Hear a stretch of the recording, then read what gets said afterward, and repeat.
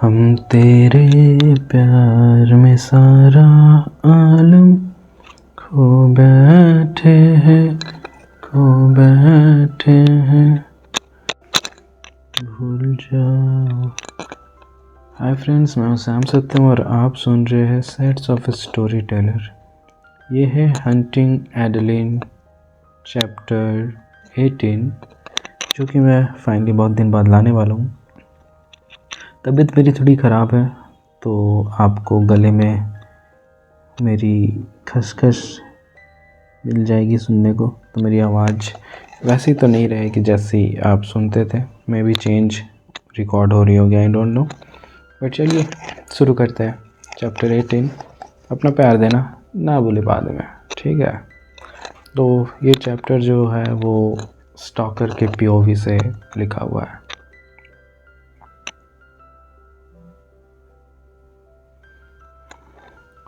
Unknown, तुम सोते हुए इतनी सुंदर लगती हो। मैं टेक्स्ट पढ़ते ही चौंक जाती हूँ, मेरा दिल धड़कना भूल जाता है। मैं पहले से ही जानती थी कि वो कमीना मेरे घर में घुस आया है, क्योंकि नाइट स्टैंड पर वो गुलाब रखा था। लेकिन उसकी बेशर्मी मुझे गुस्से से भर देती है। गुस्सा और शर्म दोनों मेरे गालों पर खून की लहर से दौड़ता है।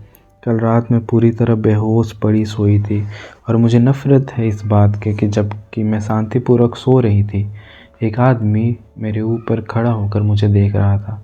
बस देखता रहा और पूरी तरह फ्रीक ऑफ नेचर बना हुआ था। इस विचार से मेरी रीढ़ की हड्डी में ठंडी सिहरन दौड़ जाती है। मैक्स के हमारे डिनर में घुस आने के बाद दया और मैं काफ़ी घबराए हुए महसूस कर रहे थे। मूड पूरी तरह ख़राब और सड़ गया था।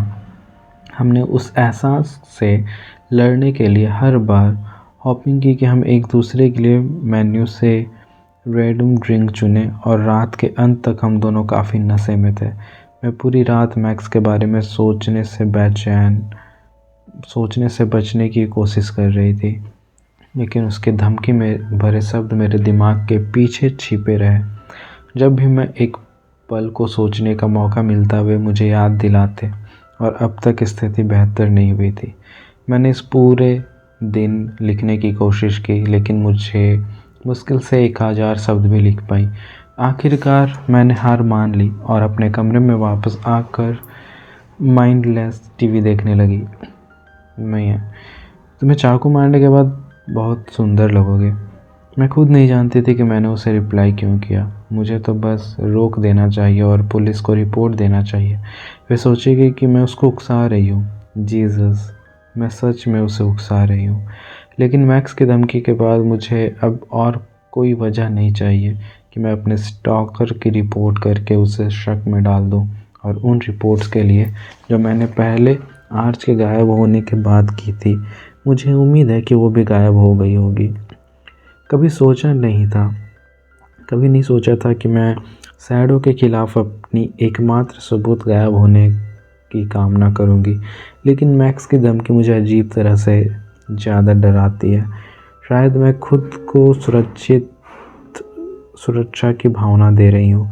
वो मुझे बेहद डरा चुका है, लेकिन उसे मुझे शारीरिक रूप से चोट पहुँचाने की कोई झुकाव नहीं दिखे। वास्तव में उसने ठीक उल्टा किया है, और यह ज्ञान मुझे बीमार कर देता है। मैक्स के मामले में मैं जानती हूँ कि वो मुझे चोट पहुँचाएगा। स्टॉकर, एक गन भी काफ़ी नहीं था तुम्हारे लिए? इंटरेस्टिंग। मैं फ़ोन के बेड पर पटक देती हूँ और फिर अपना सिर दोनों हाथों में ले लेती हूँ, लेकिन फिर मेरे सिर झटके से ऊपर उठ जाता है जब मुझे याद आता है कि वह कमीना कल रात मुझे सोते हुए देख रहा था। इसका मतलब है कि वह मेरे घर में फिर घुस आया था। जब मुझे एहसास होता है कि वह मेरे बेड पर जाने से पहले भी घर में हो सकता है, तो मेरे गल से सारा खून जैसे भंवर में घूमकर निकल जाता है। पिछली बार भी उसने यही किया था, और कल रात भी मैं काफ़ी आउट ऑफ थी। मैं जानती हूँ कि मैंने गीगी की डायरी थोड़ी देर पढ़ी थी, लेकिन मुझे लगता है कि मैंने एक भी शब्द याद नहीं है। मेरी नज़र अपने क्लोसेट के दरवाजे पर खींच जाता है, जैसे मैंने मैग्नेट फ्रिज पर चिपका दिया जाता है।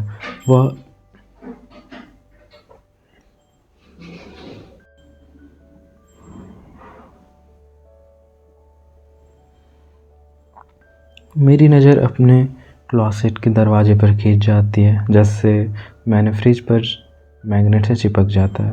वो बड़ा क्लोसेट से जिससे 2 स्लाइडिंग डोर है। मेरी आंखें सिकुड़ जाती हैं उन 2 दरवाज़ों के बीच की छोटी सी दरार पर नज़र गड़कर। मेरा शरीर ऑटो पायलट पर चल पड़ता है। मैं बेड से बाहर निकलकर क्लोसेट के दरवाजे की तरफ झपटती हूँ, सोचे समझे बिना। अगर वह वहाँ खड़ा हुआ तो मैं क्या करूँगी, मुझे खुद नहीं पता। शायद खुद पर पेशाब कर लूँ। मैंने दरवाज़ा खोल देती हूँ और रुक जाती हूँ जब मुझे सिर्फ बहुत सारे कपड़े दिखते हैं जो मैं कभी नहीं पहनती। यहाँ छिपने की जगह नहीं है उसके लिए। यह गहरा क्लोसेट नहीं है, निश्चित रूप से इतना बड़ा नहीं कि वह 6 फीट का आदमी इसमें छिप सके। फिर भी मेरे हाथ कपड़ों को फाड़ते हुए उसे ढूंढती है, और जब मैं पूरी तरह यकीन कर लेती हूँ कि वह यहाँ नहीं है, तब भी मैं और गौर से देखती हूँ कपड़ों को और ज़्यादा गुस्से से हटाती हूँ। अपने आप पर काबू पाओ एडी, ऐसा लगता है जैसे तुम चाहती हो कि वो यहाँ हो। मैं सांस छोड़ती हूँ और मुड़ जाती हूँ। एड्रेनलिन की लहर कम हो रही है। इस कमरे में कहीं छिपने की जगह नहीं है। कमरा जितना बड़ा है, यह ओपन कॉन्सेप्ट है जिसमें फर्नीचर बहुत कम है।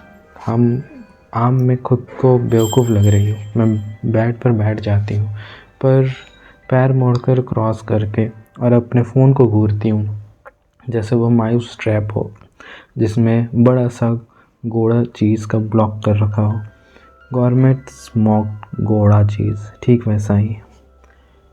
फ़ोन रोशनी से चमक उठता है। इनकमिंग टेक्स्ट के साथ बेड में कंपन मेरी टांगों तक सीधा पहुंच जाता है। मैं उसे झपट लेती हूँ। मैं गोड़ा चीज़ से बहुत प्यार करती हूँ। गॉड मेड अननोन, मैं तुम्हें आज रात दिखाऊंगा लिटिल माउस। मैं गुर्राती हूँ। मैं मेरे घर से बाहर से, और किसी पुलिस वालों की हथकड़ियों में तुम दिखोगे आज। स्टॉकर, मुझे हथकड़ियाँ लगने के लिए पुलिस की ज़रूरत नहीं बेबी। मैं तुम्हें जो चाहूँ करने दूंगा। मेरे दिल का दौड़ा पड़ने वाला है। खून बार बार जिस दिशा में दौड़ रहा है उसकी वजह से मेरी वज़न उस अवैध विचार से धड़क उठती है।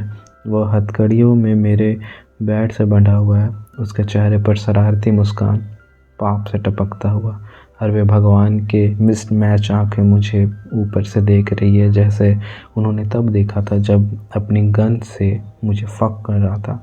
जैसे मैं एक छोटी चूहिया हूँ जिसे वह खा जाना चाहता है, ट्रैप में फंसी हुई। गोड़ा चीज से मेरे गाल फूल उठते हैं। फक, मेरे हाथ कांपते हैं जब मैं उस विचार को सिर से निकालने की कोशिश करती हूँ, लेकिन वह पकड़ चुका है और मैं उससे बाहर नहीं निकाल पाती। मैं अपने पैर सीधे करती हूँ, अपनी जांघों के एक दूसरे से दबाती हूँ, लेकिन इससे मेरी जांघों के बीच की स्थिर धड़कन कम नहीं होती, न ही वह गीलापन जो वहाँ पे जमा होता है। मेरा दिल तेज़ धड़कता है जब फ़ोन फिर से पिंग करता है। मैं देखना नहीं चाहती, लेकिन मेरे में कोई सेल्फ कंट्रोल नहीं है। स्टॉकर, क्या तुम खुद के साथ खेल रही हो लिटिल माउस? मेरे बेड से हथकड़ियों के बंधे होने के विचार से अपने स्वीट लिटिल पुस्सी को छू रही हो। छी मी, तुम घिनौने हो। लेकिन ठीक यही मैं करने लगी हूँ। जैसे ही मैंने शब्द पढ़े, ऐसा लगा जैसे उसने मेरे शरीर पर कब्जा कर लिया हो और मुझे ठीक वही करने पर मजबूर कर दिया हो जो वो पूछ रहा था। मेरा हाथ मेरे पैंट में घुस गया है। मेरी उंगलियां धीरे से मेरी सूजी हुई क्लिट को सहलाने लगी है। भले ही मैंने अपना जलता हुआ रिप्लाई लिख दिया हो, मैं सिर्फ एक लंबी टी शर्ट और आरामदेह अंडरवियर पहनी हुई हूँ। मैं पतले कॉटन के नीचे नंगी और एक्सपोज्ड महसूस कर रही हूँ। जब मेरी टांगें अलग होने लगती है, मैं अपने हाथ जैसे जलते स्टोव को छू लिया हो झटके से बाहर निकालते हुए अपनी मूर्खता पर फुफकारती हूँ। अननोन, और तुम झूठी हो। मी, फक ऑफ। अननोन, अगली बार जब तुम मुझे फक ऑफ कहोगी, तुम्हारी क्लिट मेरे दांतों के बीच होगी। मेरा निचला होठ मेरे दांतों में चला जाता है। मैं अपने होठ तेज़ी से अंदर खींच लेती हूँ, उसकी हिम्मत से हैरान, इस आदमी की शुद्ध दुस्साहस से। फिर भी उतनी ही उत्तेजित, मैं फ़ोन को अपने हाथ में कस कर दबा लेती हूँ। इस बातचीत को आगे बढ़ने के साथ खुद को और ज़्यादा नफ़रत करती हूँ। मेरी उंगलियाँ उस ज़रूरत से फड़क रही है और उसे फ़क ऑफ कह दूँ। वह कमीना शायद नहीं जानता कि मैं कितना इमोशनल हूँ। मुझे कुछ ना करने को कहो और मैं ज़्यादा करने की इच्छा करूँगी। और ऐसी धमकी के साथ मैं इतनी टेम्प्ट महसूस करती हूँ। मैं महसूस करती हूँ कि मेरा दिल फिर से छाती में लुढ़क रहा है, पसलियों से टकरा रहा है जब मेरी अंगूठा अचरों पर घूमता है। मैं स्क्रीन पर 2 शब्द को फिर से घूरती हूँ। मेरा अंगूठा सेंड बटन पर मंडरा रहा है। मेरे शैडो ने साबित कर दिया है कि वह अपनी धमकियों को पूरा करता है। तो फिर मैं ऐसा क्यों करना चाहती हूँ? इतना बुरा?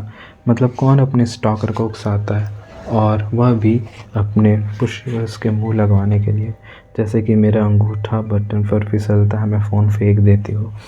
मैसेज उड़कर चला जाता है और मुझे पता है कि मैंने खुद को बेवकूफ़ी भरा काम किया है। फ़क फ़क फ़क। मेरा सिर फिर से हाथों में, मेरी उंगलियां बालों को कसकर पकड़े हुए जब तक मुझे लगता है कि बाल खींच रही है, छोटी छोटी दर्द की चुभन के साथ। पिंग। मेरी छाती में दौड़ती मांसपेशियां फूटकर मेरे गले तक आ जाती है। मैं देख नहीं सकती। अचानक मैं खड़ी हो जाती हूँ। बेचैनी मेरे नसों में फैल रही है जब तक कि मैं लगभग काँपने ना लगूँ। मुझे कुछ करना है, खुद को डिस्ट्रैक्ट करना है। फ़ोन झपट कर मैं हॉल के नीचे चरमराते लकड़ियों के साथ नीचे और किचन में पहुंच जाती हूँ। यहाँ अंधेरा है, डरावना, लेकिन मेरी जिद मुझे कोई लाइट जलाने नहीं देती। पिंग। कांपते हाथों के साथ अपने दादी जी की विस्की को 2 फिंगर ग्लास में डालती हूँ। फिर इंडिकेटर को ऊपर उठाकर देखती हूँ कि कितनी कम बची है। कमीना। मैं एक घूंट में पूरा शराब नीचे उतार देती हूँ। स्वाद स्मोकी है, थोड़ा स्ट्रेस की झलक के साथ। नीचे जाते हुए ये जलती है, मेरे शरीर की अंदरूनी हिस्सों के साथ एक समंदर बना देती है, जैसे मैं पहले से ही जल नहीं रही थी। दूसरे 2 फिंगर डालकर उसे भी एक घूंट में पी लेने के बाद मैं हिम्मत जुटाकर फ़ोन देखती हूँ। ओह लिटिल माउस, मैं तुम्हें खाने का इंतज़ार नहीं कर सकता। जब मैं पूरा कर लूँगा तुम में कुछ भी नहीं बचेगा। गॉड। सिरन मेरे शरीर में दौड़ जाती है और मेरा फ़ोन गिरा देती हूँ। वो आइलैंड पर ज़ोर से गिरकर टकराता है, स्थिर हवा को बिगाड़ देता है। भगवान, तुम मुझे इतना क्यों नफ़रत करते हो? मैं ज़ोर से पूछती हूँ। मेरी आवाज़ खाली हवा में गूंजती है।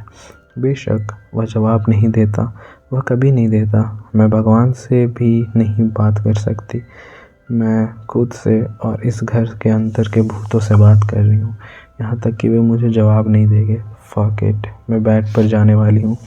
मैं सीढ़ियाँ चढ़कर ऊपर जाती हूँ, टीवी बंद करती हूँ, बेड में वापस घुस जाती हूँ, फ़ोन चार्जर से जोड़ती हूँ और फिर कंबल को अपने सिर पर खींच लेती हूँ। यहाँ नीचे मॉन्स्टर मुझे नहीं पा सकते। मैं सुरक्षित हूँ, अछूती।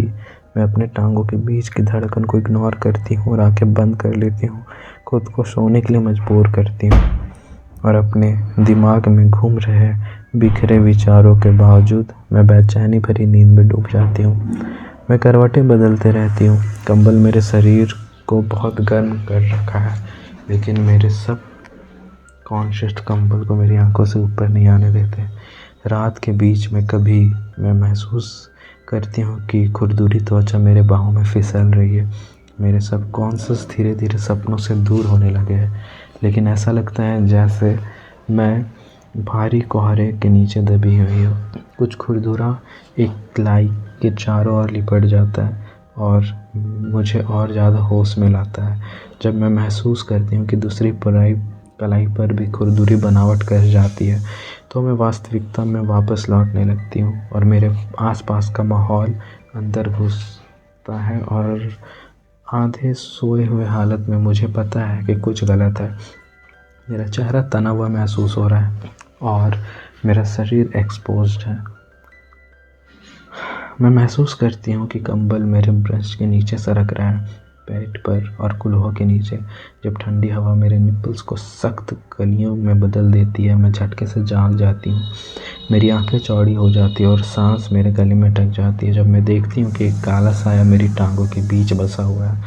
तुरंत मैं पैनिक में चली जाती हूँ। मेरा दिल दौड़ने लगता है, एड्रेनालिन उछल पड़ता है। मैं चीखने लगती हूँ, लेकिन कुछ मेरे मुंह को कसकर बंद कर देता है। मेरी आंखें गोल हो जाती है जब मुझे एहसास होता है कि मेरे मुंह पर टेप चिपका हुआ है। कुछ एहसास एक साथ टकराते हैं, कई एहसास। मेरे बाहें ऊपर बंधी हुई है, मोटी रस्सियों से हेडबोर्ड से बंधी हुई है। मैं बंधनों के खिलाफ खींचती हूँ, अपनी कलाइयों को लूप से निकालने की कोशिश करती हूँ, लेकिन बेकार। मैं ज़ोर ज़ोर से संघर्ष करती हूँ, लेकिन मेरा शरीर सिर्फ उतना ही हिल सकता है। मोटी जांघें मुझे मजबूती से जकड़े हुए हैं, और जब स्टॉकर मेरे ऊपर खुद को टिका देता है, उसका चेहरा छाँव में छिप जाता है। मैं रस्सी से खिलाफ लड़ती हूँ, लेकिन सिर्फ अपनी त्वचा को घिस कर कच्चा कर लेती हूँ। मैंने तुम्हें क्या कहा था लिटिल माउस, वह पूछता है। उसकी गहरी आवाज़ फुसफुसाहट से ज़्यादा नहीं। मैं उसे एक नज़र भी नहीं देती। मेरी पैनिक भरी नज़र उन रस्सियों पर गड़ी हुई है जो मुझे पूरी तरह बेबस बना रही है। फक, वह जो उसने कहा था, मुझे छोड़ दो। मैं टेप के नीचे चीखती हूँ, लेकिन शब्द दबे हुए हैं। वह अपने हाथ मेरे कुल्हों पर रख कर मुझे बेड से ज़ोर से दबा देता है। उसके स्पर्श से मेरी त्वचा में बिजली की लहर दौड़ जाती है। वह एहसास मुझे उसके खुरदुरे हाथों के नीचे कांपने पर मजबूर कर देता है। पैनिक मेरे दिमाग को पूरी तरह घुमा देता है। मैं अब तर्कसंगत नहीं सोच पाती। मेरा शरीर सर्वाइवल मोड में चला जाता है, और मैं अपनी सारी ताकत से पकड़ के खिलाफ लड़ती हूँ, लेकिन यह बेकार है। वो बहुत बड़ा है, बहुत भारी, बहुत इम्पोजिंग। मैं निराशा में चीखती हूँ, उसे हटाने के लिए कोशिश करती हूँ, अपने शरीर को उछालती हूँ। वह मेरे प्रयास पर हंसता है।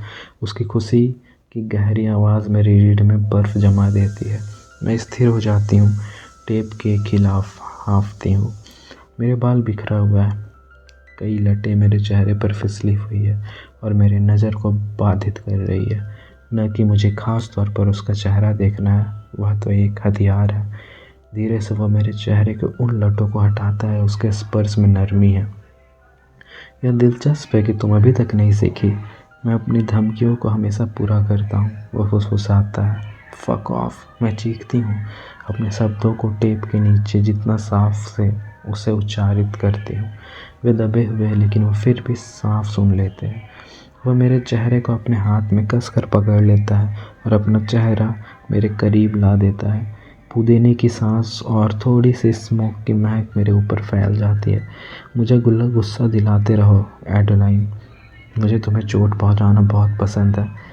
जब तुम रोती हो तो वह मेरे कानों के लिए संगीत है। मैं उनके खिलाफ संघर्ष करती हूँ, टेप के नीचे से दबी हुई गालियाँ निकालते रहती हूँ। एक और हंसी मेरे कानों तक पहुँचती है। तुम बहुत बुरी लड़की हो लिटिल माउस, वह धीमी आवाज़ में कहता है। उसकी गहरी टोन उसके गले में कंपन पैदा करती है, और मुझे बुरी लड़कियों को दिखाना बहुत पसंद है कि उनके साथ क्या होता है। पसीना मेरे हेयर लाइन पर उभरता है और पीठ पर बहता है।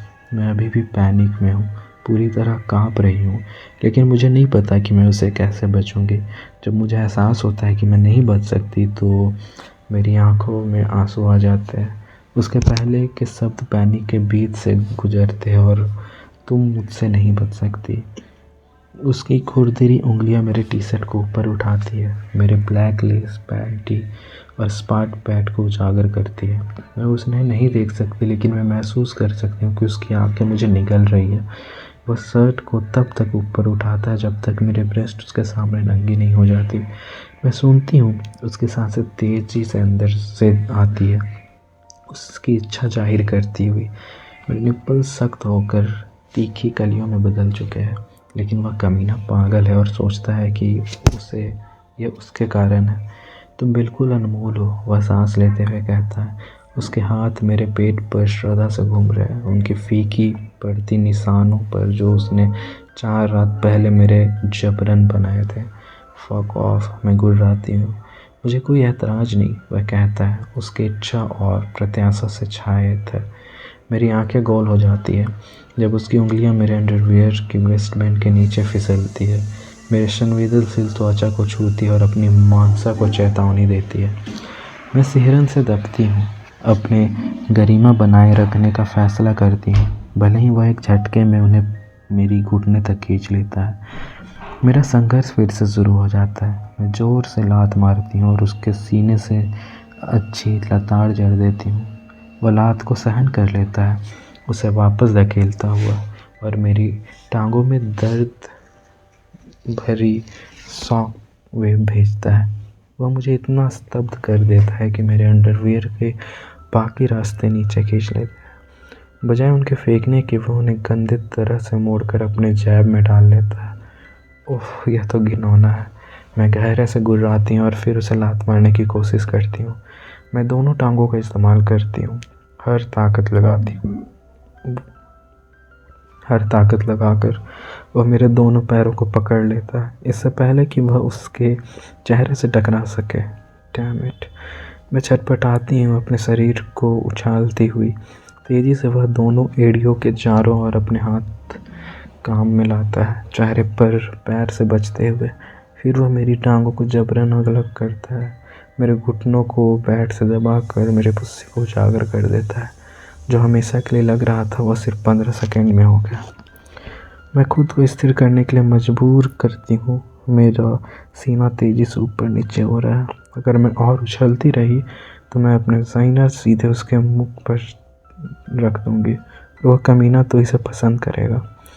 गुस्सा जैसे मैंने कभी पहले महसूस नहीं किया मुझे बाढ़ की तरह आ जाता है और बेबसी को बदल देता है। मैं टेप के नीचे चीखती हूँ, गुस्सा और गालियाँ बरसाती हुई उसकी आंखों में केंद्र के विस्तार से निकल रही हूँ। चांदनी से उसे ज़्यादा देखने के लिए पर्याप्त रोशनी नहीं दे रही, लेकिन उसे फ़र्क नहीं पड़ता। उसने पहले भी देख लिया है। वह गहरी सांस लेता है। फक, तुम्हारी महक ठीक वैसे ही है जैसे मुझे याद थी, इतनी मीठी। वह झुककर मेरे पेल्विक बोन पर हल्का सा किस करता है। वह अपने पीठ को तोड़कर शरीर को गद्दे में और गहरा ढकेलती हूँ, उससे किस से दूर। मैं नाक से तेज़ी से हाँफ रही हूँ, गुस्से से उबाए हूँ। खुद से नफ़रत और उससे नफ़रत के बीच युद्ध छिड़ जाती है। मैंने खुद यह किया है, मैं जानती हूँ कि मैंने किया। मैंने उसे उकसाया, उसे धक्का दिया जब उसने चेतावनी दी थी कि क्या होगा। यह मायने नहीं रखता। मैं बहुत बेवकूफ़ और ज़िद्दी थी, उस सिक रील से बहुत ऊंची जिसका मैं काफ़ी नहीं पा सकती। वो मेरे कूल्हों को पकड़कर ज़ोर से नीचे खींच लेता है, मेरे कलाइयों पर बंधन को और कस देता है, मुझे अपने साइनअप तक पूरा एक्सपोज दे देता है। एक और नरम किस, मेरे क्लिट के 1 इंच ऊपर। मैं अपने मुंह से निकलने वाले कराह को रोक नहीं पाती, जो टेप से चिपक जाती है ठीक जैसे मेरे होंठ। लेकिन टेप उस आवाज़ को नहीं छुपा पाता, जैसे कि मेरे शब्द को छुपा रहा है। मैं महसूस करती हूँ कि वह रुकता है, फिर मेरे त्वचा पर मुस्कुराता है। मैं उसके स्पर्श से काँप जाती हूँ। उसकी गर्म सांसें मुझे सबसे संवेदनशील हिस्से पर फैल रही है। मेरे घुटने अंदर की ओर झटकती है, टांगें बंद करने का एक और बेकार प्रयास, और फिर मैं महसूस करती हूँ एक जिद्दी आंसू निकल आता है जब उसके दांत मेरे माउंट पर खरोंचते हैं। मैं चीखती हूँ और उस एहसास के खिलाफ छटपटाती हूँ। उसके दांतों को अपने त्वचा से अलग करती हूँ, लेकिन मेरा शरीर फिर से उसके मुख में वापस झपट पड़ता है। मैं हाँफती हूँ, इस बार सिर्फ दांतों से ज़्यादा महसूस करती हूँ। उसकी जीभ मेरे क्लीट पर फिसलती है और उसके गले से एक जंगली गुर्राहट निकलता है जब वह मुझे चखता है। अनियंत्रित रूप से मेरी आंखें घूम जाती और मेरा सिर पीछे की ओर झटक जाता है जब सबसे स्वादिष्ट एहसास मुझे घेर लेता है। लेकिन मैं अपने फैसले को उससे प्रभावित नहीं होने देती। उसी के साथ साथ घृणा का स्वार है, खुद से घृणा, मेरे शरीर से कि वह कुछ और महसूस कर रहा है, और घृणा कि वह मुझे वह चीज़ ले रहा है जो मैंने स्वेच्छा से नहीं दी है। फक, वह मेरे खिलाफ गुर्राता है। वाइब्रेशन मेरे सर गहरी सांस लेने पर मजबूर कर देता है। उसकी गहरी टोन की आवाज़ मेरे पेट में तितलियों का झुंड उड़ा देता है। तुम इतनी क्रीमी हो, वह रसदार आवाज़ में कहता है। मैं अपनी आँखें कसकर बंद कर लेती हूँ, नफ़रत करती हूँ उसके शब्द और ध्यान से। मेरे वज़ाइना कैसे धड़क उठती हो, और ज़्यादा नफ़रत की वह सही है। मैं अपने ही उत्तेजना का महक सूंघ सकती हूँ, अपने पुस्से को अपने एड़ियों पर फिसलते हुए महसूस कर सकती हूँ। मैं काँपती हूँ क्योंकि मुझे अभी कुछ नहीं पता कि क्या करूँ। जब पहले से ज़्यादा मैं खुद से नफ़रत करती हूँ और उस प्रतिक्रिया से जो मेरे शरीर की एड्रेनालिन को आतंक से होती है। वह मेरी पूरी स्लेट को चाटता है। उसकी जीभ आराम से ऊपर तक जाती है, नर्व्स के गुच्छे तक। फिर मेरे क्लीट को अपने दांतों के बीच खींचकर कसकर दबा लेता है, ठीक वैसे ही जैसे उसने कहा था कि करेगा। मैं डर का आनंद दोनों से चीखती हूँ। उसका काटना इतना तेज़ है कि वहाँ पर दर्द की लहर फैल जाती है, लेकिन इतना तेज़ नहीं कि सच में चोट पहुँचा दे। वह अपने सिर धीरे से पीछे खींचता है। क्लीट उसके दांतों के बीच खींचती है जब तक कि वह फिसल नहीं जाती। उस कलिका से जलन फैलती है। मैं छटपटा कर दूर जाने की कोशिश करती हूँ, लेकिन उसका ऐसे वह मेरे घुटनों के पीछे हाथ डालकर उन्हें जबरन मेरे कानों तक पीछे ढकेल देता है। मैं फिर से अपनी आंखें बंद कर लेती हूँ।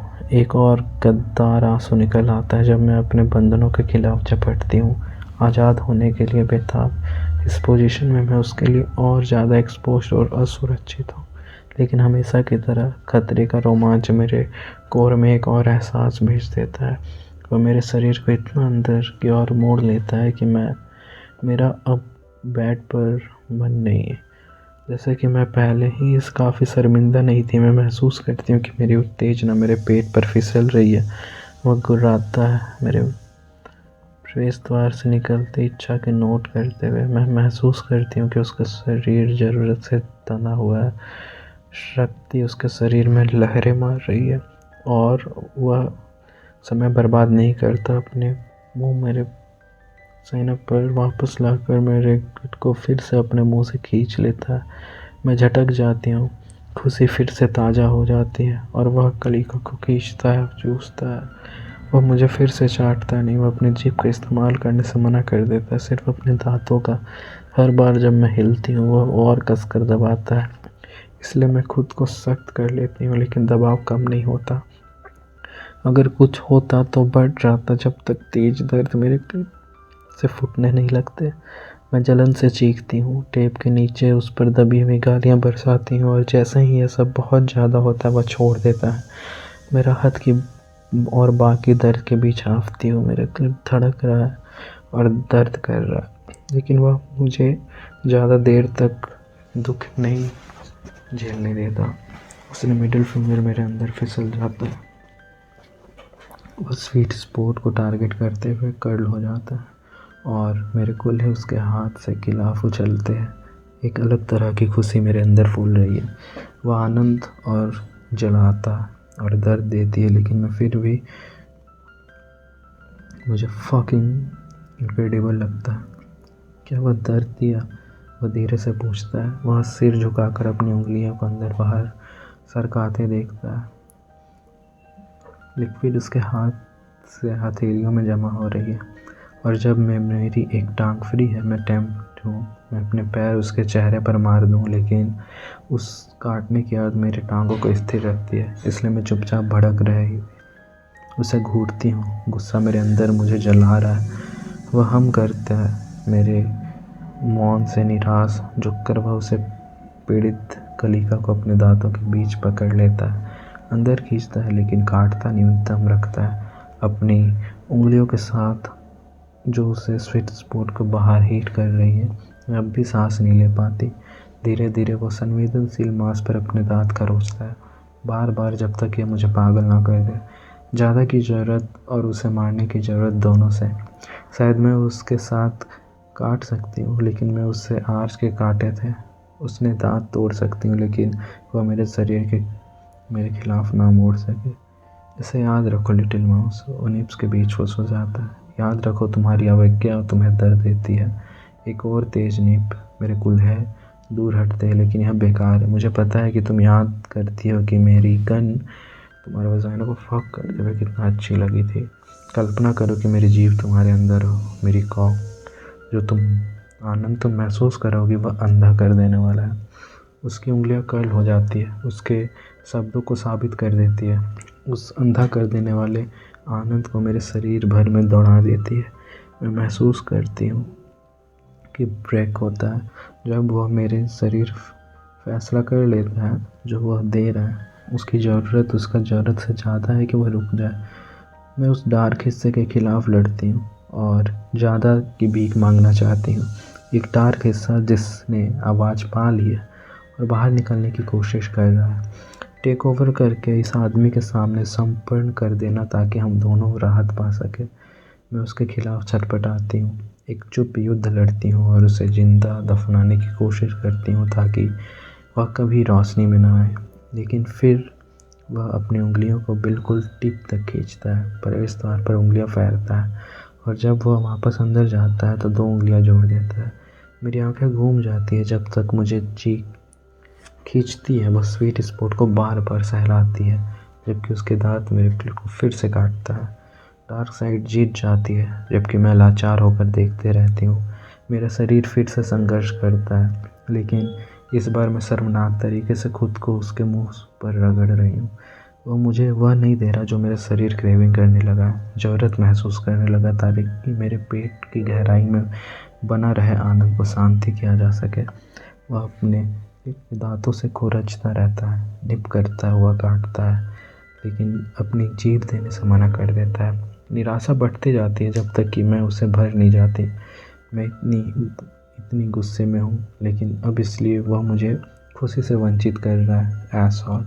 मैं टेप के खिलाफ चीखती हूँ जबकि वह एक स्वीट मुस्कान देता है। गुस्से से आगे झुककर मैं अपने टांगे अनियंत्रित ताकत से बाहर मारती हूँ। वह सिर्फ 1 इंच के फासले से बच जाता है। उसके सीने से जंगली गुर्राहट फूटती है। वह मेरे घुटने को चोट पहुँचाने वाली ताकत से नीचे ढकेल देता है। वह आवाज़ पहले जैसी इच्छा की नहीं थी बल्कि गुस्से की थी। भले ही कल किसी पादरी के सामने खड़ी हो जाऊं, भगवान का कोई डर मुझे यह कबूल करने के लिए मजबूर नहीं कर सकता कि वह गुर्राहट कितनी सेक्सी थी या मेरे हुसैन को उस पर कितनी तेज प्रक्रिया करने देती है। मैं कभी कबूल नहीं करूँगी, यहाँ तो कि खुद से भी नहीं। वह अपनी अकड़ पकड़ को सजा देने वाले मजबूती तक कस लेता है। कल मैं अपनी जांघों के नीचे हिस्से को अपने हाथों से निशान देखूंगी। वह मेरे शरीर पर बिखरे एक ही मार्क के साथ अच्छे लगेंगे। तुमने क्या सीखा लिटिल माउस? वह ताना मारता है, मेरी पीठ पर सीधे गर्म सांसें फूंकते हुए। मैं गुर्राती हूँ, एक निराशा आंसू मेरे कनपट्टी से बाहर बालों की लाइन में चली जाती है। क्या तुम फिर से फक ऑफ कहोगी? वह पूछता है, अपनी जीभ बाहर निकाल कर एक तेज चाट लगाता है और वह से चली जाती है इससे पहले कि मुझे कोई संतुष्टि मिल सके। मैं उस पर चीखती रहती हूँ जब तक आखिरकार ऊपर हाथ टेप और मेरे मुंह से खींचकर नहीं निकाल देता। मैं चेहरे में फैलती दर्द के खिलाफ गाली देती हूँ और फिर अब वह सुन सकता है कि गालियाँ बरसा रही हूँ मैं उसे। तुम फकिंग साइको मदरफकर। मेरे गाली बीच में कट जाती है क्योंकि मेरे पेट पर फिर से दर्द भरा काट पड़ता है। फिर से कोशिश करो, क्या मुझे फिर से फकूफ कहोगी? मैं हाँफती हूँ, खुद को शांत करने की कोशिश करती हूँ लेकिन असफल। मैं खुद को उन भावनाओं का नाम नहीं दे सकती लेकिन जो मेरे अंदर उमड़ रहे हैं। मैं उन सब के बेल से फट सकती हूँ और मेरी छाती में एक साथ आ रहे हैं। शायद मैं दांत पीसते हुए निकलती हूँ। वह हंसता है, एक संगीतमय आवाज़ इतने अंधेरे कि वह सीधे एगर एलन पर फिल्म में आई लगती है। वो मुझे फिर से निप करता है लेकिन यह हल्का और ज़्यादा प्लेफुल होता है। क्या तुम समझती हो कि अब से जब तुम ऐसा करोगी तो क्या होगा? मैं अपना मुंह बंद रखती हूँ, इतनी बेवकूफ़ सवालों का जवाब देने से मना करती हूँ। मैं पूरी तरह समझ सकती हूँ कि क्या होगा, बस सुनने की बात है। मेरे मौन जवाब के जवाब में वह अपनी उंगलियां निकाल लेता है, मुझे खाली छोड़कर। लेकिन इससे पहले कि मैं शिकायत कर पाऊँ वह मुझे फिर से चोट चाटता है, इस बार धीमा और ज़्यादा लंबा। वह अपनी जीभ को सपाट करके नीचे से ऊपर तक क्लिक करता है, मेरी धड़कती जगह पर ख़ास तौर पर। मेरी आंखें उस एहसास के खिलाफ बंद हो जाती है और गले से एक सांस फूटती है। मेरी रीढ़ की घेरने वाली सिहरन को रोकने के उपाय नहीं है, न ही उस अंदाज को आनंद को रोकने का। मैं अपनी पीठ को तोड़ती हूँ, गुर्राती हूँ। मेरा शरीर उसके अनफेयरली स्किल्ड जीभ के नीचे कितना आसानी से जैलो बन जाता है। लेकिन जैसे ही मैं शर्मनाक और बिना शर्म के उसके मुंह पर खुद को रगड़ने लगती हूँ, वह रुक जाता है। क्या तुम समझती हो? वह फिर पूछता है। उसका स्वर स्पष्टता से भरा हुआ है। एक निराश रोब मेरे गले में चढ़ता है, लेकिन मैं उसे निगल लेती हूँ। कई निगलने के बाद मैं आत्मविश्वास से बोल पाती हूँ, हालांकि सब मेरे जिप पर बैटरी एसिड जैसे लगते हैं। Loud and fucking clear kitty cat. एक डार्क हंसी मेरे कोर पर फिसलती है और मैं शर्मिंदा हूँ कि मेरे शरीर कैसे प्रतिक्रिया देती है।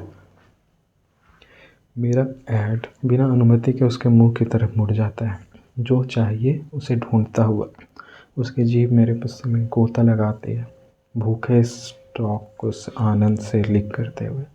मेरे होठों से एक कराह निकलती है, सांस रहित और शर्मनाक रूप से। जोर से दबाव बढ़ता है और वो आखिरकार वह करता है जिससे मैं चुपचाप भीग भाग रही थी। उसकी जीभ पर सही दबाव के साथ घूमती है, पीड़ित कालिका पर खास ध्यान देती हुई। फिर नीचे जाती है और अपने मांसपेशियों को मेरे अंदर आज डुबा देती है। खुशी की चीखें कमरे में गूंजती है और अब मुझे अफसोस है कि टेप कभी निकला ही क्यों, क्योंकि मैं नहीं चाहती कि वह सुने कि वह मेरे साथ क्या कर रहा है। लेकिन मैं खुद को रोक भी नहीं पाती। मैं बस खुद को खो देती हूँ और उसके जीभ के थ्रेशिंग को, उसके क्लिप पर फेफड़ों को खिलाफ प्रतिरोध करना असंभव है। मैं उसे रोक नहीं पाती। वह मेरे क्लिप को अपने मुंह में खींच लेता है, जितना मैं ऑर्गेज़म को अपने पीक तक पहुंचने से रोक नहीं पाती। मैं तेज सांस अंदर लेती हूँ। एक दबी हुई चीख निकलती है जब मेरे शरीर किनारे से गिर जाता है। जैसे ही मैं गिरती हूँ, वो 2 उंगलियाँ मेरे अंदर डाल देता है और आनंद विनाशकारी है। मैं अब तेज चीखों को रोकने का परवाह नहीं करती, नहीं अपनी जांघों को, और उसके सिर को मजबूती से अपने बीच जकड़ने से रोकती हूँ। मेरे हसाइनों में डूब जाओ, वह मारो, मुझे फ़र्क नहीं पड़ता। यूफोरिया मुझे घेर लेता है, इतना कस करके मेरे पांचों इंद्रियाँ उसमें खो जाती है। यह स्वर्ग की चढ़ाई नहीं है, यह अनुग्रह से गिरना है। मैं कभी रिकवर नहीं कर पाऊँगी, न जब मेरी आत्मा मेरे शरीर से खींचकर नर्क में घसीट ली गई हो। मैं खुद को डार्क गॉड के लेयर में पाती हूँ, जहाँ वह खुद मुझे खो रहा है। कराहो मेरे गले से निकलते रहती है और मैं उसके जवाब को राहत से महसूस करती हूँ। उसके हाथ मेरे जांघों को पकड़ते हैं, उन्हें थोड़ा अलग करते हैं ताकि वो मेरे धड़कती वसाइनों पर चाटना जारी रख सके, ऑर्गेज़म को मेरे शरीर में ज़्यादा लंबे समय तक खींचते हुए। वह अपना मुंह खींचकर अलग करता है और मेरे शरीर पर चढ़ जाता है, अपनी उंगलियों से मुझे फक करना जारी रखते हुए। मैं अभी भी बेहोश हूँ, मेरा मुंह खुला हुआ है और मैं कराह रही हूँ। इसलिए जब वह मेरे गालों को चुटकी लेकर मुंह खुला रखता है तो मैं ज़्यादा परवाह नहीं करती। उसकी उंगलियां बहुत अच्छा महसूस करा रही है। उसका मुंह मेरे होठों पर एक बार फिसल कर, इससे पहले कि मैं देखती हूँ कि उसका मुंह से लार की एक धार मेरे मुंह में टपकता है। अपना लिक्विड निकलो, वह स्वीट आवाज़ में कहता है और मैं करती हूँ। मेरी गर्दन काम करती है और जब अनदेखा अनोखा स्वाद मेरे जीभ पर फैल जाता है, वह अपने सीने में गहरी गुर्राहट करता है, इससे पहले कि अपने होठ मेरे होठों से कुचल दे। मैं उसे करने देती हूँ। बाद में मैं खुद से पूछूंगी कि क्यों, लेकिन उसकी उंगलियां अभी भी खुशी से निकल रही है। भले ही मेरी ऑर्गेज़म फीका पड़ चुका है और कोहरा मेरे फैसले को ठक रहा है, मैं वह उसे करने देती हूँ। न सिर्फ वह, बल्कि मैं किस बैक भी करती हूँ। उसकी जीभ मेरे मुंह में गोता लगाती है, मेरी जीभ के साथ घूमती है, हमारे जुड़े होठ आग और बिजली की चिंगारियाँ निकालती है और ऐसा लगता है जैसे ग्रह टकरा रहे हो। ऐसी एनर्जी इतनी विशाल है कि हर ब्रश और हर चाट के साथ एक नया तारा जन्म ले रहा है।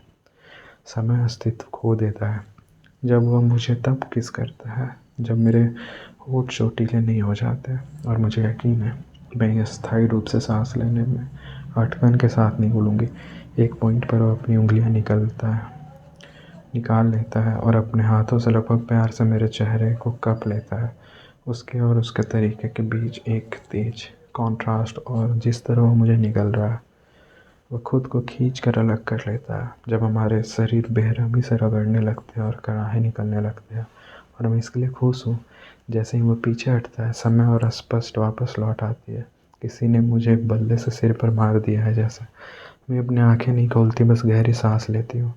वह किस से सांस रही तो उसका शरीर मेरे टांगों के बीच से निकल जाता है और मैं तुरंत अपने घुटने अंदर की तरफ मोड़ लेती हूँ और अपने पैर गिरा देती हूँ, खुद को उसकी भूखी आंखों से छिपाते हुए। उसके द्वारा खाए जाना पानी में लाइव फायर से डूब जाने जैसा लगता है। बिजली की धाराएं आपके शरीर की तबाह कर देती है जब आप उससे भर ना जाए। कोई ऑक्सीजन नहीं, कोई विचार नहीं, कोई नियंत्रण नहीं। और जब यह ख़त्म हो जाता है, वह अपने पानी से बाहर खींच लेता है। बिजली अभी भी आपकी त्वचा पर नाच रही है, धाराएं आपके शरीर के बीच चिंगारियाँ छोड़ रही है, लेकिन अब आप देख और सोच सकते हैं। आप सिर्फ इतना महसूस कर सकते हैं कि आप फटे जटे हुए हो, जैसे आपकी बॉडी केमिस्ट्री पूरी तरह बदल गई हो और आप उस पानी से पूरी तरह अलग इंसान बनकर निकले हो। मैं इससे पहले इस बात के लिए नफ़रत करती हूँ। मैं उससे पहले किसी से जितना नफ़रत नहीं कि जिससे ज़्यादा नफ़रत करती हूँ। आनंद फीका पड़ जाता है और गुस्सा और नफ़रत पुराना एहसास फिर जाग उठता है। वह बोलता नहीं, लेकिन मैं उसके त्वचा के नीचे उबलती शक्ति को महसूस कर सकती हूँ। मैं इच्छा को महसूस कर सकती हूँ, प्यास को। वह पूर्ण रूप से भूखा जानवर उसकी त्वचा को फाड़कर बाहर आने की धमकी दे रहा है। अगर वह बाहर आ गया तो मैं खुद पर भरोसा नहीं कर पाऊँगी, उसे अंदर से खा जाने से रोक पाऊँगी, और यह एहसास मुझे रोने पर मजबूर कर देता है। मैं फिर से इसे होने दिया, गन के साथ, और अब यह मैं बार बार इसे क्यों होने देती हूँ।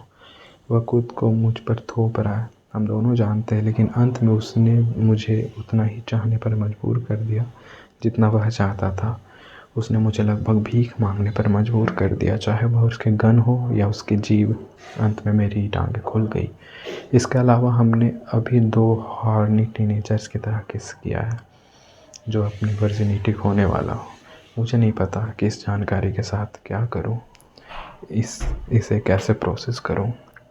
एक पल का मौन गुजरता है, हवा सिर्फ हमारे भारी सांसों से हिल रहा है। मैं इतनी मजबूत नहीं हूँ कि अपनी आंखें खोलकर जो हुआ उसका सामना कर सकूँ। मैं डर रही हूँ कि मैं क्या करूँ और क्या कहूँ। तो दोस्तों, ये चैप्टर यहीं पे ख़त्म करते हैं। नेक्स्ट चैप्टर मैं जल्दी लाने की कोशिश करूँगा। उम्मीद है आप लोगों को अच्छा लगा होगा।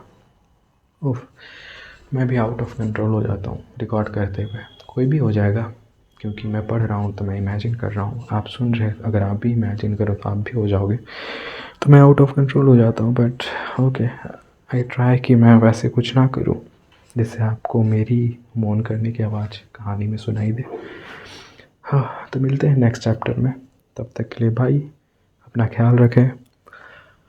और क्या आप चाहते हैं कि आपकी भी कि आपको भी लीक किया जाए? या it's good, it's good for health. Okay, bye bye, take care, ध्यान रखें अपना।